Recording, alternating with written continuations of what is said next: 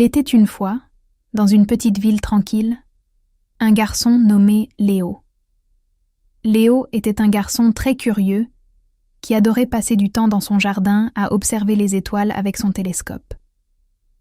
Un soir, alors qu'il était dehors, il vit une lumière étrange dans le ciel. Intrigué, il ajusta son télescope pour voir de plus près. À sa grande surprise, il découvrit un vaisseau spatial qui semblait atterrir dans son jardin. Léo cligna des yeux, se frotta les yeux pour s'assurer qu'il ne rêvait pas, puis se précipita dehors pour voir de ses propres yeux. Et là, au milieu de son jardin, se trouvait un vaisseau spatial brillant, entouré d'une fumée étrange. Léo n'en croyait pas ses yeux. Il s'approcha avec précaution et vit 3 petites créatures vertes qui semblaient bien perdues. Ces créatures étaient des extraterrestres, mais pas les extraterrestres intelligents et sophistiqués que Léo avait imaginés. Non, ceux-ci étaient incroyablement maladroits. L'un d'eux tenait une bouteille d'eau à l'envers en essayant de la boire. Un autre essayait de communiquer avec un écureuil en lui tendant un stylo, et le troisième était en train de danser avec une pelle. Léo ne put s'empêcher de rire devant cette scène loufoque. Les extraterrestres semblaient un peu perdus, alors il décida de les aider. Il s'approcha d'eux lentement, en essayant de ne pas les effrayer.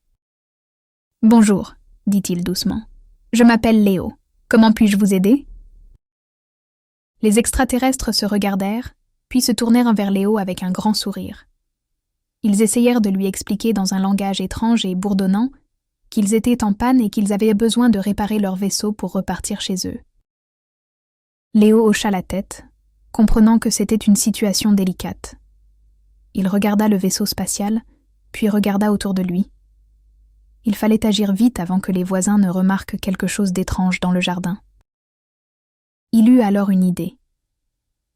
Il avait une vieille tondeuse à gazon dans son garage, qu'il utilisait rarement depuis que son père avait acheté une tondeuse électrique.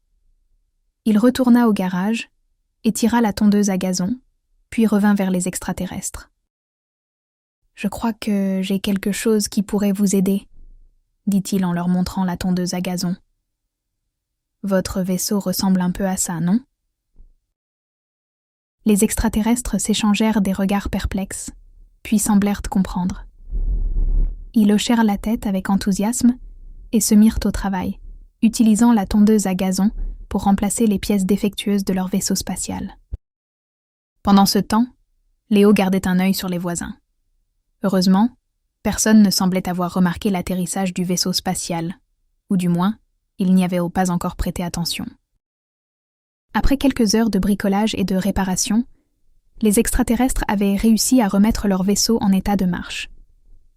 Ils remercièrent chaleureusement Léo, lui offrant une petite boîte remplie de gadgets étranges comme signe de gratitude. « Adieu, Léo !» dirent-ils en montant à bord de leur vaisseau.